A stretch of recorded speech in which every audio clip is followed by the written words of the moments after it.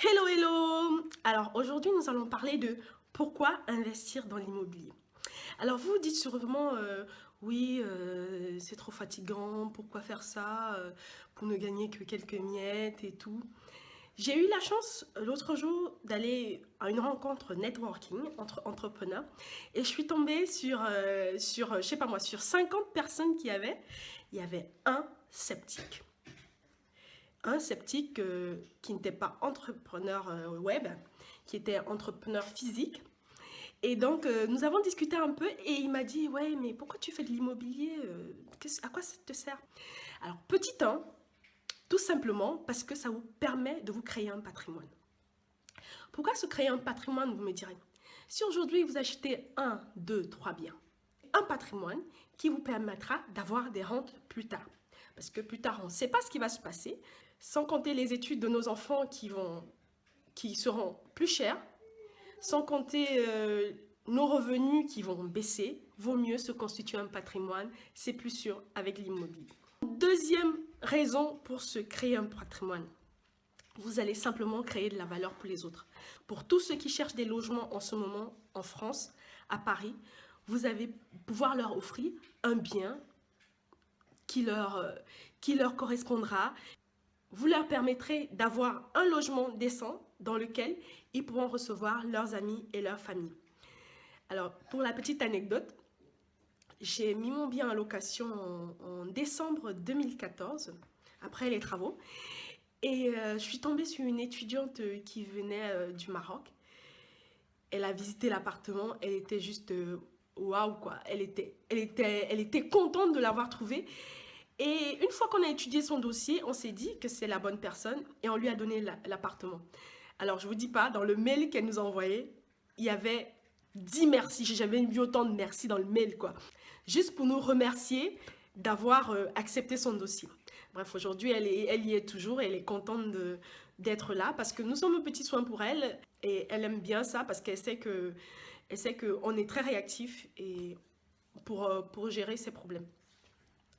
Donc, la troisième raison pour laquelle vous devez investir dans l'immobilier, eh ben, c'est la défiscalisation. Donc, il y a eu plein de lois sur la défiscalisation. Vous avez eu le Borloo, vous avez eu le Robien. Aujourd'hui, on a le Pinel. Et oui, l'immobilier permet de défiscaliser. Il n'y a rien à faire. Hein. Que ce soit dans le neuf ou dans l'ancien, vous défiscalisez. Alors, vous allez me dire, oui, pour le neuf, on connaît, mais pour l'ancien, on ne connaît pas. Bien sûr qu'il y a la défiscalisation dans l'ancien. Vous avez, par exemple, le déficit foncier. Ou alors, quand vous faites du meublé, ça vous permet de payer moins d'impôts. Donc vous avez soit le LMNP, loueur meublé non professionnel, soit le LMP, loueur meublé professionnel. Donc avec ça, vous payez moins d'impôts que si vous avez un revenu foncier normal. Le déficit foncier, c'est lorsque vous faites des travaux chez vous, dans votre appartement, et vous pouvez déduire ces travaux pendant X années, 1, 2, 3, 4, 5, 6 ans. Quoi. Par exemple, pour notre dernier bien, on va défiscaliser pendant les 5 prochaines années. Donc, pas d'impôt sur ces revenus fonciers, mais surtout, on va déduire de nos revenus globaux. C'est-à-dire quoi? On a le droit de déduire jusqu'à 10 700 de nos revenus globaux. Nous, on est à 30% de TMI. Donc, pour vous donner un exemple, l'année dernière, non, en 2014, lorsqu'on a fait les travaux sur notre appartement, on a eu 10 000 euros de travaux, et bien on a diminué notre impôt de 200 euros par mois. 200 euros par mois. Ah oui, 200 euros par mois, ça permet de faire autre chose.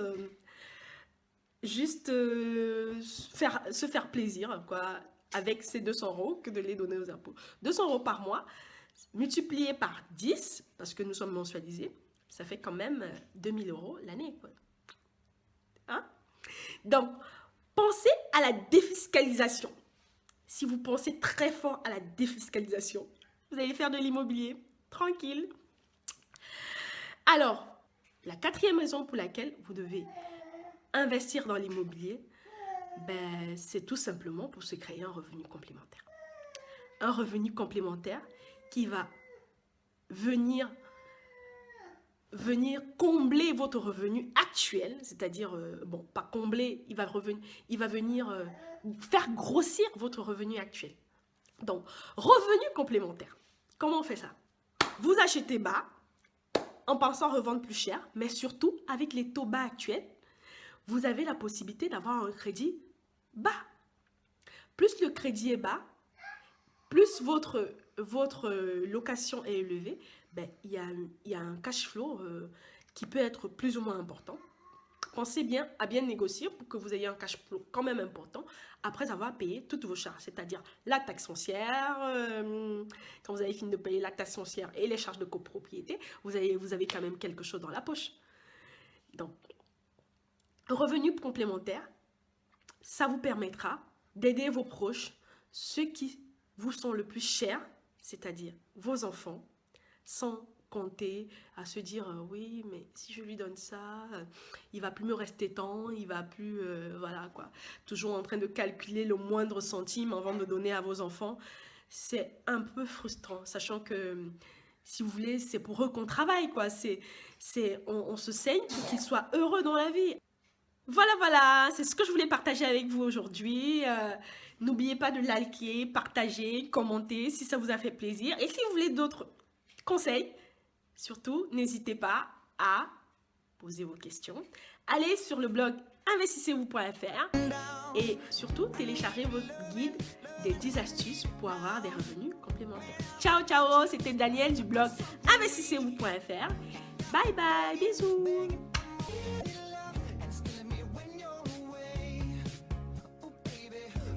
Don't care where you